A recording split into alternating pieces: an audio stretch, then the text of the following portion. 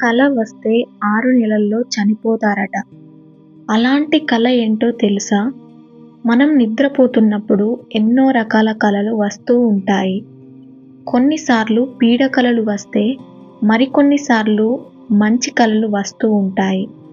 అయితే కలలో మనకు 3 రకాల కలలు వస్తూ ఉంటాయి.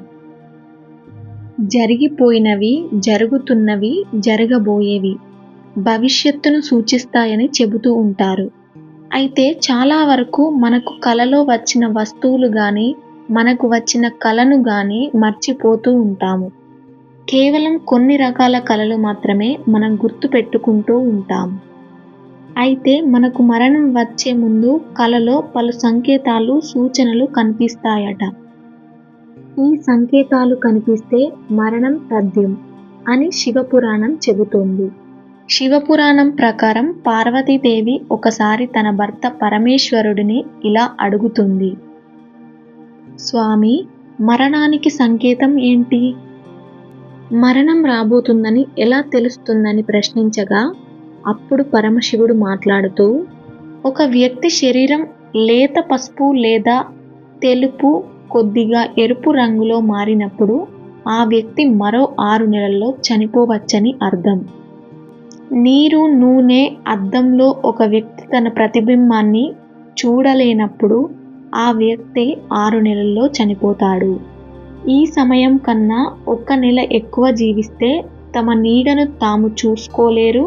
ఒకవేళ కనిపించినా ఆ నీడకు తల భాగం ఉండదు. ప్రతి వస్తువు నల్లగానే కనిపిస్తే ఆ వ్యక్తి త్వరలోనే లోకాన్ని విడబోతున్నాడని అర్థం.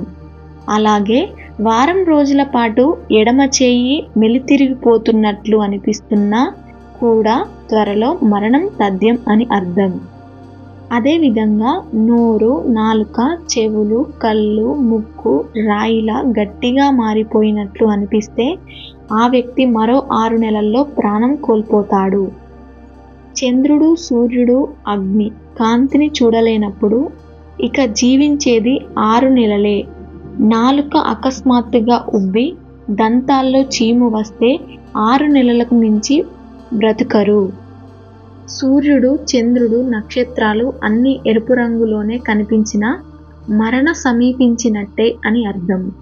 2 పిచ్చుకలు నీళ్లల్లో మునిగి తేలినా మీ ప్రాణం గాల్లో కలిసిపోతుందని సంకేతమే. తితువు పిట్ట ఇంటిపై నుంచి వెళ్ళినా మరణానికి చేరువలో ఉన్నామన్న సంకేతమే. Please do subscribe RL Thoughts.